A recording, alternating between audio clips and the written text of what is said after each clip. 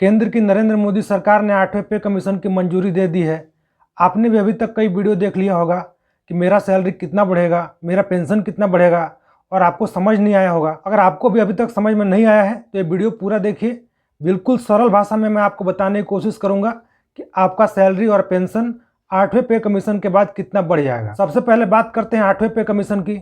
तो 8वां पे कमीशन 1 जनवरी 2026 से लागू होगा, यानी 31 दिसंबर 2025 तक 7वें पे कमीशन का कार्यकाल है और उसके बाद 1 जनवरी 2026 से 8वां पे कमीशन लागू हो जाएगा। कहने का मतलब यह है कि 8वां पे कमीशन जब लागू हो, चाहे 2026 के आखिरी में लागू हो या 2027 में लागू हो, आपको पूरा पैसा एरियर के रूप में जोड़कर 1 जनवरी 2026 से मिल जाएगा। जो 8वां पे कमीशन बना है उसमें एक अध्यक्ष होंगे और बाकी 2 मेंबर होंगे। आपको पता है कि अभी केंद्र सरकार ने 8वां पे कमीशन बनाया है। जब केंद्र सरकार लागू कर देगी तो फिर आगे धीरे धीरे करके बाकी राज्य सरकारें भी उसी आधार पे अपने जो राज्य में कर्मचारी होते हैं उनको भी वही लाभ मिलता है जो केंद्र सरकार देती है। जब केंद्र सरकार 8वां पे कमीशन लागू करेगी तो 1,15,00,000 लोगों को इसका फायदा होगा, जिसमें 45 लाख कर्मचारी हैं और 65 लाख पेंशनर हैं। जो 7वां पे कमीशन था उसमें न्यूनतम वेतन जो था वो 7,000 से बढ़ाकर 18,000 कर दिया गया था। मतलब अभी 7वां पे कमीशन जब लागू है तो न्यूनतम वेतन 18,000 है।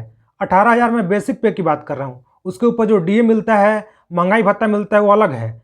जो बेसिक है अभी 18,000 मिलता है और जो सैलरी डिसाइड होता है वो फिटमेंट फैक्टर के आधार पर डिसाइड होता है। तो अभी जो फिटमेंट फैक्टर है वो 2.57 है और जब 8वां पे कमीशन लागू होगा तो 2.57 से लेकर 2.90 के बीच में रह सकता है। जो कर्मचारियों की मांग है और जो अनुमान लगाया जा रहा है कि 8वां पे कमीशन लागू होने के बाद जो फिटमेंट फैक्टर होगा वो 2.87 रह सकता है। तो अगर 2.87 फिटमेंट फैक्टर रहता है तो जो अनुमान है 8वां पे कमीशन लागू होने के बाद अभी जो 7वें पे कमीशन में 18,000 बेसिक पे है वो बढ़कर 18,000 से 46,260 रुपये हो सकता है। लेकिन अगर इससे ज़्यादा फिटमेंट फैक्टर है, यानी 2.87 से ज़्यादा अनुमान है कि 2.90 भी रह सकता है, तो फिर आपका बेसिक जो अभी 18,000 है वो उस समय 51,480 रह सकता है। तो कुल मिलाकर अभी आप ये समझिए कि जो अभी आपका 18,000 बेसिक है वो बढ़कर 8वें पे कमीशन के बाद 46,260 से 51,480 के बीच में हो सकता है, जिसका 18,000 बेसिक पे है। अभी एग्जैक्ट कोई नहीं बता सकता है, बस एक अनुमान लगाया जा सकता है कि कितना आपका सैलरी बढ़ सकता है। जब तक पे कमीशन का सिफारिश सामने नहीं आएगा तब तक कोई आपको एग्जैक्ट नहीं बता सकता है। मैं यहाँ पर एक आपको लगा दे रहा हूँ लिस्ट, आप लोग देख लीजिए कि आपका एक अनुमानित वेतन कितना हो सकता है। ये बेसिक है, बेसिक के ऊपर जो महंगाई भत्ता मिलता है, चारे मिलता है, बाकी जो सुविधाएं मिलती हैं वो तो अलग है। आप बेसिक के अनुसार अपने सैलरी का अनुमान लगा सकते हैं। एक बार मैं शॉर्ट में आपको फिर से बता देता हूं, फिर पेंशन की बात करते हैं। 31 दिसंबर 2025 तक 7वां पे कमीशन का कार्यकाल है। 1 जनवरी 2026 से 8वां पे कमीशन लागू होगा। अभी जो आपका 7वां पे कमीशन है उसमें 18,000 बेसिक मिलता है, सबसे न्यूनतम बेसिक पे है जो 18,000 है, वो 18,000 बढ़कर आपका 46,260 से 51,480 के बीच में हो सकता है। अभी जो फिटमेंट फैक्टर है वो 2.57 है और अनुमान है कि 8वें पे कमीशन के बाद ये बढ़कर 2.87 हो सकता है। तो उसके अनुसार आपका बेसिक पे जो होगा, न्यूनतम जो होगा सरकारी कर्मचारी का, वो 46,260 रुपये होगा। तो आप उसी के अनुसार बाकी अपना सैलरी का अनुमान लगा लीजिए। अब बात करते हैं पेंशनर की। पेंशनर की बात करें तो जो 6ठा पे कमीशन था उस समय जो पेंशन था वो बढ़ा था 14%, 7वें पे कमीशन में बढ़ा था 23.5% से ज़्यादा। तो जो पेंशन था वो न्यूनतम था 9,000 रुपये। जब 7वां पे कमीशन आया था तो न्यूनतम पेंशन जो मिलता था वो 9,000 रुपये मिलता था।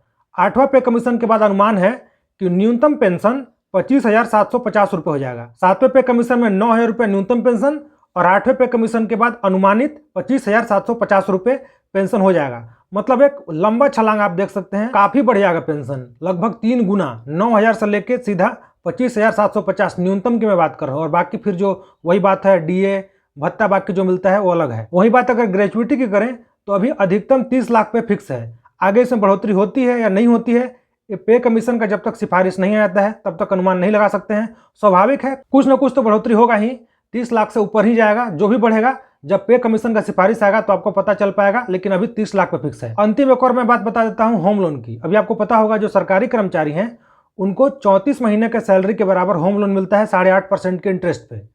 जो 6ठा पे कमीशन आया था तब अधिकतम 7.5 लाख रुपए होम लोन मिलता था। जब 7वां पे कमीशन आया था तो उसको बढ़ाकर 25 लाख रुपए कर दिया गया था। 8वां पे कमीशन में अनुमान है कि 25 लाख रुपए का जो होम लोन का अधिकतम एक दायरा रखा गया था उसको बढ़ाकर 40 लाख तक किया जा सकता है। मतलब 6ठे पे कमीशन में 7.5 लाख, 7वें पे कमीशन में 25 लाख, 8वें पे कमीशन में अनुमानित है 40 लाख आपको होम लोन मिल सकता है। न्यूनतम जो ब्याज दर होता है अभी जो 8.5% में मिलता है वो आपको 40 लाख तक का होम लोन 8.5% के ब्याज दर पे मिल जाएगा। तो कुल मिलाकर अभी बात इतना ही था, बाकी जो आगे जानकारी आएगा फिर आपको बताया जाएगा। धीरे धीरे चैनल से जुड़े रहिए, आपको सब कुछ जानकारी मिलेगा।